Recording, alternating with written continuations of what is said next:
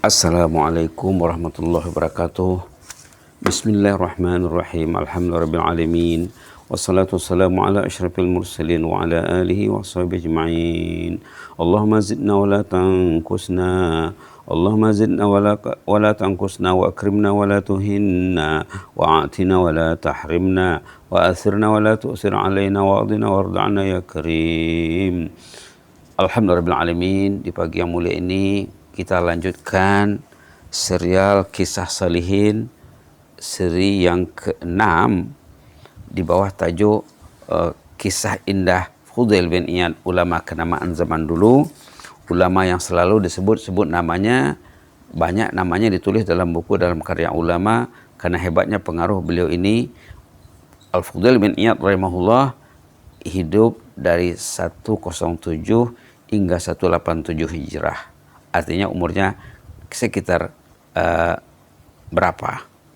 80 tahun. Ulama kenamaan ini dalam usahanya menjinaki hati jamaah,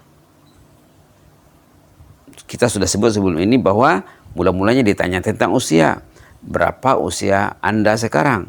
Kata yang ditanya, usia saya sudah 60 tahun.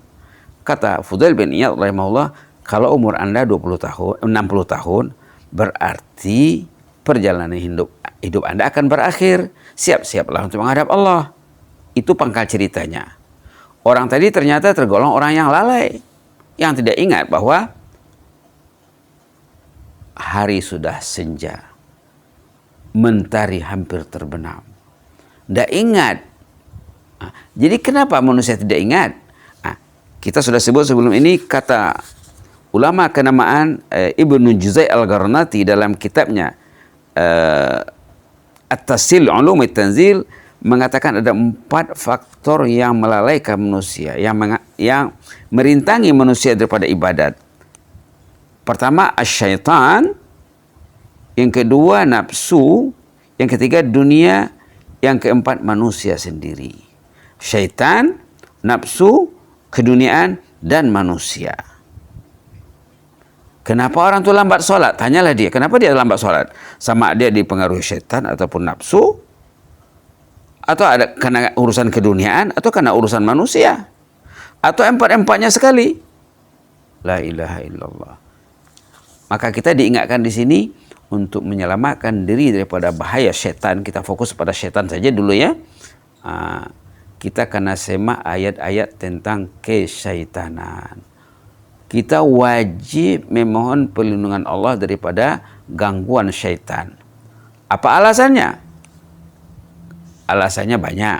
Antara lain ayat yang terdapat di akhir Al-Quran ataupun surah terakhir dalam Al-Quran, surah An-Nas, tajuknya tajuk manusia. Qul a'udzu birabbin nas.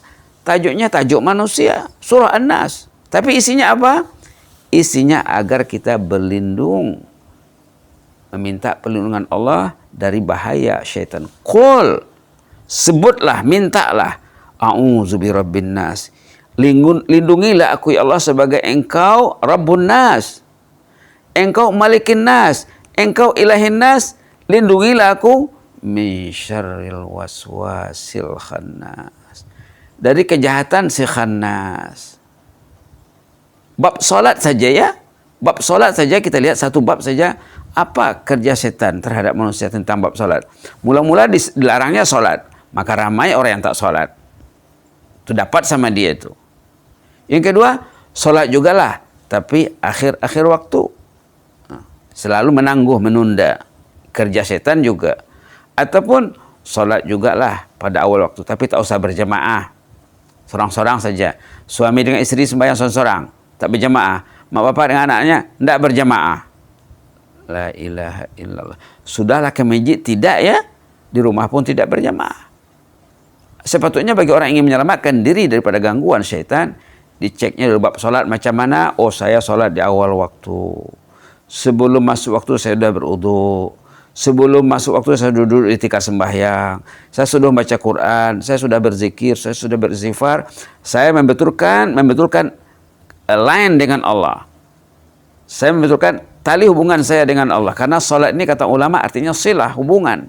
Sebelum dia masuk sholat, dia memperbetulkan taliannya lainnya dengan Allah. Jangan nanti waktu Allahu Akbar, Allah Maha Agung, Allah Maha Besar, tapi lidah saja yang menyebutnya, hatinya tidak mengagungkan Allah. Maka kita ditegur dalam surah Al-Haqqah ya. Dalam surah Al-Haqqah katanya apa? Orang itu silapnya menyembah Allah, tapi Allah tidak agung di hatinya. Ini peringatan Allah. Innahum kanu la yu'minu billahil azim. Ini ciri-ciri orang yang gagal disebut dalam Quran ya. Dalam surah Al-Haqqah halaman berapa? 567 ayat 33. Innahu kana la yu'minu billahil azim. Innahu kana la yu'minu billahil azim. Orang itu tidak mengimani Allah al-azim. Allah ini beriman, tapi Allah tidak azim, tidak agung, tidak hebat di hatinya. Kalau Allah tuh hebat di hatinya, bila dia bertakbir, Allahu Akbar. Takbir tadi lekat dan melekat di hatinya. Allahu Akbar. Allah Maha Agung, Allah Maha Besar. Lidah bersuara, bertakbir, hatinya juga mengagungkan Allah. Selaras ya, selaras, sejalan. Jadi jangan sempat lidah saja yang bertakbir, hatinya kosong. Nanti dalam sholat dia akan pergi kemana, ke sana ke sini. Pikirannya akan liar, tidak terarah, tidak terkontrol. Karena Allah tidak besar di hatinya, maka Allah tak tolong dia. Na'udzubillah, summa na'udzubillah. Itu maka dikatakan ulama dalam konteks lain katanya, lau arafan nasu azamatallahi lama asauhu. Kalau manusia itu sedar menghayati tentang keagungan dan kebesaran Allah, tidak mungkin manusia itu tidak akur kepada Allah, mesti akur. Mesti akur. Jadi untuk terselamat daripada gangguan syaitan ini, perhatikanlah surah An-Nas juga ya, bahwa Allah memerintahkan kita di sana untuk meminta perlindungan Allah. Kalau kita lihat dalam Al-Baqarah juga ada. Di awal Al-Baqarah ayat tentang warning Allah agar kita itu jangan terikut-ikuti gangguan syaitan. Tengok halaman 23 ayat, bukan 23, 25, maaf. Halaman 25, 25. 25, halaman 25, apa katanya di sini?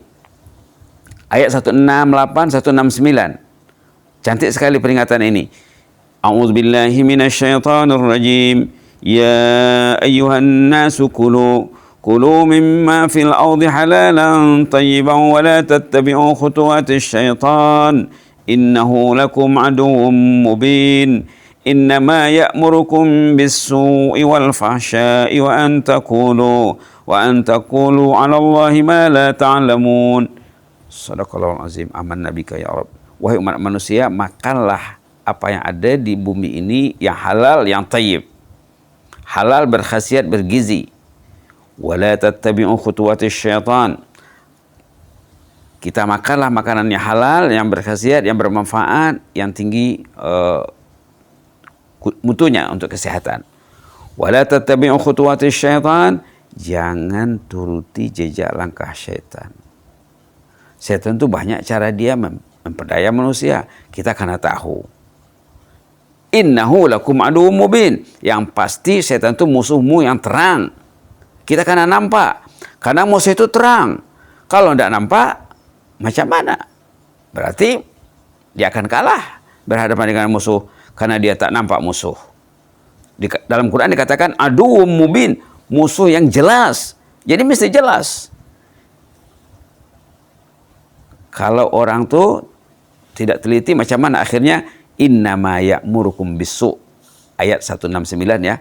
Syaitan itu menggesa kamu, mendorong kamu untuk kepada kejahatan, wal fahsya, dan perkara yang mungkar, yang keji. Wa an taqulu 'ala Allahi ma la ta'lamun, bahwa kamu mengata tentang Allah benda yang kamu tak tahu. Na'udzubillah. Macam-macam bisikan syaitan terhadap manusia tentang Allah. Siapa yang menjadikan alam ini? Allah. Siapa yang menjadikan Allah, katanya pula. Itu dari syaitan tuh. Disebut dalam hadis, bila datang lintasan negatif seperti itu, cepatlah tangkis dengan amantu billah. Amantu billah. Astaghfirullahalazim, amantu billah. Aku beriman kepadamu ya Allah. Tambahkanlah imanku ini. Mudah-mudahan besok kita lanjutkan lagi ya. Tentang apa? Tentang faktor perintah antara si hamba dengan ibadat, antara si hamba dengan ketaatan. Ada 4 faktor. Faktor pertama syaitan. Faktor yang kedua nafsu. Faktor yang ketiga keduniaan. Faktor yang keempat manusia. Hati-hatilah menghadapi 4 faktor ini. Patutnya bab syaitan kita bedangan dengan malaikat. Malaikat kawan kita.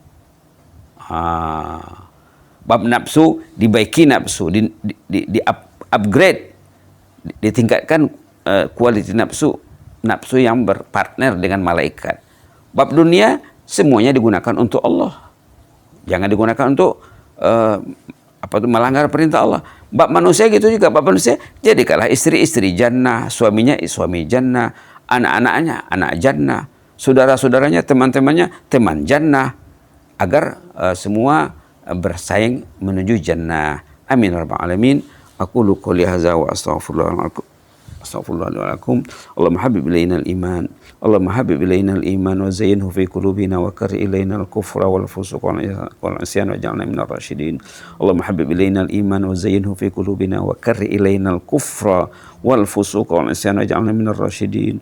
Allahumma ati nufusana taqwaha wa zakkiha anta khairu man zakkaha anta waliyuha maulaha. Allahumma inna nas'aluka nafsan bika mutmainnah tu'minu bi liqa'ik wa tarda bi qada'ik wa taqna bi 'ataika ya rahman. Subhana rabbika rabbil izzati amma yasifun wa salamun alal mursalin walhamdulillahi amin. Jazakumullahu khairan wa barakallahu fikum. Nawwarallahu qulubakum wa syaraha sudurakum wa astaudikumullah. Wassalamu alaikum warahmatullahi wabarakatuh. Inni uhibbukum fillah.